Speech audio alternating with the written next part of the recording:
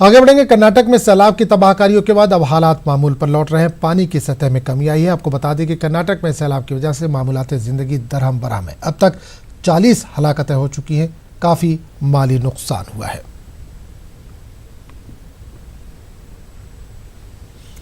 और इस पूरे मामले पर बात करने के लिए हम सीधे रुक करेंगे बेंगलुरु का, जहां से हमारे नुमाइंदे रऊफ हल्लूर इस वक्त फोन लाइन के जरिए जुड़ रहे हैं।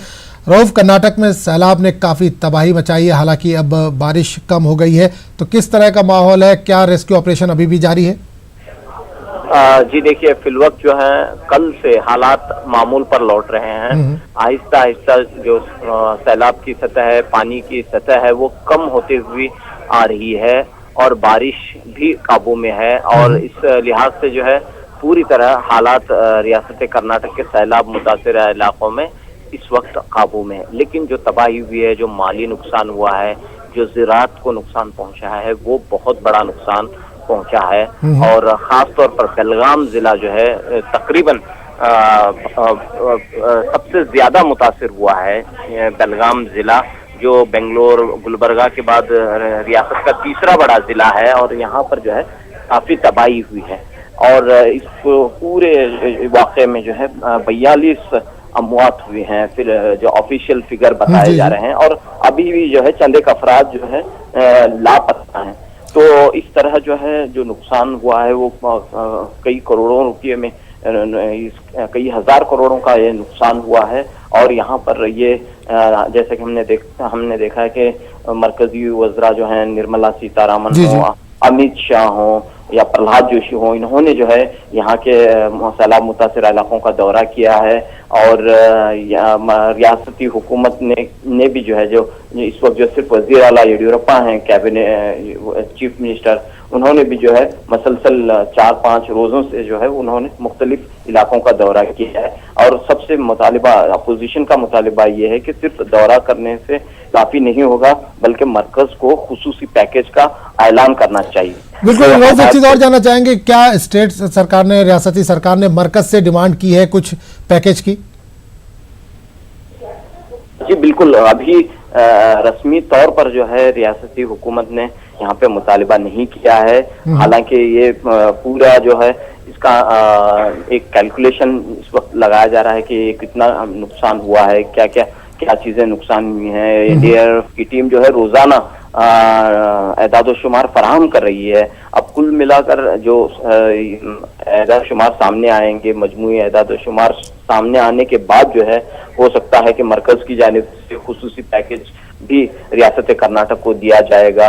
इस सिलसिले में जो है आपको यहाँ के कांग्रेस और जेडीएस हुकूमतें बार बार ये मुतालिबा करते हुए आ रही हैं कि फौरन जो है मुआवजा, भरपूर मुआवजा दिया जाए। और दूसरी जानिब जो है, चूंकि रियासत में भी बीजेपी की हुकूमत है और मरकज में भी बीजेपी की हुकूमत है, तो बीजेपी के लीडरान ये यकीन दहानी करवा रहे हैं कि जल्द ही जो है इस सिलसिले में मुनासिब ऐलान किया जाएगा मरकजी हुकूमत की जानिब से और रियासती हुकूमत। जैसा कि जानना चाहेंगे, जैसा कि आपने बताया कि 42 हलाकतें हो चुकी है सैलाब की वजह से, अभी भी बहुत से ऐसे लोग हैं जो राहत कैंपों में मौजूद है, तो वहां पर किस तरह के इंतजाम किए गए हैं रियासती सरकार की तरफ से? जी देखिए, मुख्तलिफ जहाँ पे सैलाब इलाके हैं वहाँ पर राहत सेंटर बनाए गए हैं, रिलीफ सेंटर बनाए गए हैं। और यहाँ पर जो है जो सरकारी स्कूलों में ये सेंटर बनाए गए हैं, वहाँ पर नाश्ता, दोपहर का खाना और रात का खाना फराहम किया जा रहा है। और जो भी जो है इस काम में पेश रही हैं। और यहाँ पर हम देखते हैं कि जमात इस्लामी हिंद, जिसका एक विंग है जो कुदरती आफात से निमटने के लिए काम करता है, तो उसके भी अहलकार बड़ी तादाद में यहाँ पे मसरूफ हैं। इससे पहले भी जो है जमात इस्लामी और दीगर मुस्लिम तंजीमों ने ये अपील की थी कि फौरन खैर अफराद हैं जो साहब की मदद के लिए आगे आए और कल ईदगाहों में ये खास तौर पर अपील। रऊफ, आप तकनीकी खराबी कुछ पेश आ रही है, फिलहाल इस तमाम जानकारी के लिए रऊफ बहुत बहुत शुक्रिया आपका।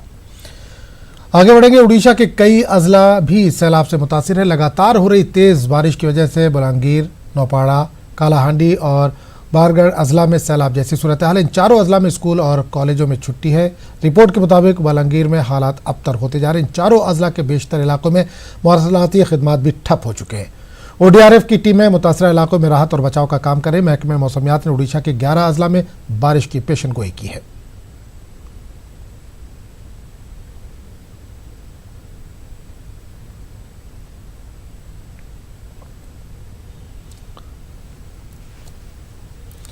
और इस पूरे मामले पर बात करने के लिए हम सीधे रुख करेंगे बलंगीर का, जहां से हमारे नुमाइंदे चंद्रभानु फुल लाइन से जुड़े हैं। चंद्रभानु, जानना चाहेंगे बलंगीर में आप इस वक्त मौजूद हैं, बारिश की वजह से काफी तबाही हुई है, किस तरह का मंजर आप देख पा रहे हैं, कितना नुकसान हुआ है, कितनी मुश्किलात है लोगों को वहां पर? देखिए, जो पिछले 2 दिन से तेजी बारिश के कारण बलंगीर जिला का पूरा एक ब्लॉक बाढ़ के चपेट में आ गया है। लेकिन बलंगीर टाउन जो है पूरा अभी आज सुबह से बाढ़ के चपेट में आया है। कुछ कुछ जगह पर रेस्क्यू टीम पहुंचकर सोशल वर्कर पहुंचकर उनको रेस्क्यू कर रहे हैं। जहां तक अभी तक जान सूचना है कि रेल यातायात और NH का जो यातायात पूरा ठप हो गई है। बारिश थमने के नाम नहीं ले रही है। यहाँ जो आसपास में जो 2 वाटर बॉडी है, वो वाटर बॉडी में पानी अभी भी डेंजर लाइन से ऊपर है। अभी जिलाधीश खुद मुआयना किए हैं कुछ कुछ जगह पर, और उनको सूखे खाद्य और रोटी खाद्य दिया जा रहा है। लेकिन बारिश जैसे ही थमेगा वैसे ही उनका बाढ़ का जो चपेट में आए हैं उनका दुर्दशा घटेगा। अभी तो जो सूचना मिली है, SRC NDRF टीम यहाँ भेज रहे हैं। जहाँ तक लगता है कि जो बलंगीर जिला का गुड़गला ब्लॉक है, जहाँ 3 नदी राहुल, खड़न और तेल नदी जो डेंजर लाइन के ऊपर है, और वहाँ करीबन 11 से 12 पंचायत जो है वो पंचायत को कनेक्टिविटी बंद हो गया है। उनको कैसे रेस्क्यू किया जाए वो उसको ज्यादा इम्पोर्टेंस दे रहे हैं। और कल रात गुड़गला ब्लॉक के 2 पंचायत हेडक्वार्टर में करीबन 400 से 500 आदमी को रेस्क्यू करके वहाँ रखा गया है। अभी तो जान हानि का कोई सूचना नहीं है, लेकिन बारिश अगर ज्यादा रहेगा ये बाढ़ स्थिति और गंभीर रहेगा। बिल्कुल, एक चीज जानना चाहेंगे, ODRF की टीमें लगातार बचाव काम में लगी हैं, लोगों को निकालकर सुरक्षित जगह पर ले जाया जा रहा है। वहां पर सरकार की तरफ से किस तरह के इंतजाम किए गए हैं, खाने पीने के या दूसरे मेडिकल फैसिलिटीज किस तरह की गई हैं? देखिए, बाढ़ की जो सिचुएशन है बलंगीर शहर का जो कहा जा रहा है, ये 1982 के बाद पहली बार ऐसी हो रहा है। इसकी जानकारी हो सकता है कि जिला प्रशासन इतनी तैयारी नहीं की होगी। तो आज सुबह जो मुआयना कर रहे थे तो कुछ जगह पर लोगों के आक्रोश या भड़ास देखने को मिला था। अभी क्या हो रहा है कि यहाँ के विधायक खुद और जिलाधीश खुद यहाँ लोगों को सुरक्षित जगह पर ले जा रहे हैं। अभी भी कुछ कहा नहीं जा सकता, जैसे कि कुछ वाटर बॉडी जो है वहाँ पानी और ज्यादा आ रहा है। जैसे पानी घटेगा तब जाके उनको लगेगा कि कुछ जो लो लेवल की लो लैंड में रह रहे हैं या बस्ती एरिया के जो हैं उनका दुर्दशा अभी क्या है ठीक से मालूम नहीं हो सका। चलिए, बहुत बहुत शुक्रिया चंद्रभानु इस तमाम जानकारी के लिए। उधर उत्तराखंड में तेज बारिश